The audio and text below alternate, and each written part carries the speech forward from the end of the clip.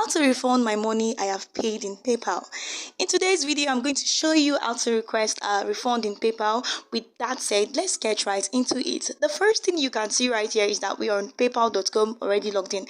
After doing that, you're going to find the transaction that you had and want to refund. Basically, you can find transactions either right here or under the activity section. Doesn't really matter. It is the same thing in the app as well. If you scroll and drag it from the left, you're going to find this activity section. Second of all, you're going to find the activity that you want to actually refund. For example, this amount right here has been actually refunded to me, but here finding a transaction. Say for example, this one right here, I'm going to click on it and then it's going to open a whole other section. As you can see, in this section, I'm able to view every single important information.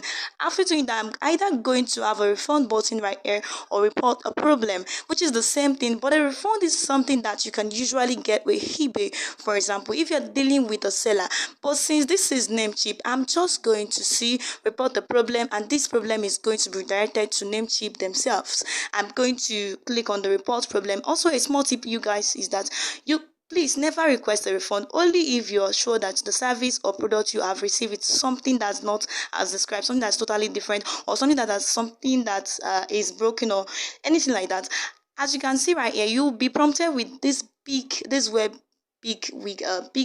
web page. Don't be afraid of it. All you have to find in this section, I want to refund some or all of this item in this order. Clicking on its results in opening this web page, make sure to fill in the right information about it. It is very important. If you make any mistake regarding this information, PayPal will for sure punish you and even terminate your account choosing the item category. Say if it's a repair, installation, financial product, specify the service. For example, I'm just going to do installation for just an example purpose.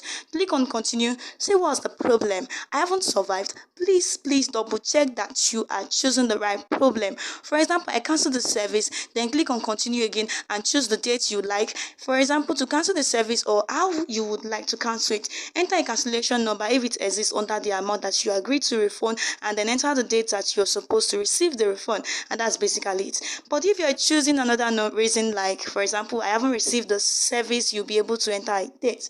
For example, let's just say for example purposes, let's choose this date and the expected amount of refund.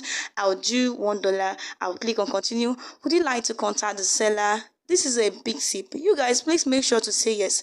You would like to contact the seller because the seller will probably come with a solution with you, and it will be faster than PayPal because PayPal is very slow and can take from 15 days all the way up to 2 months or even 3 months when it comes to refund.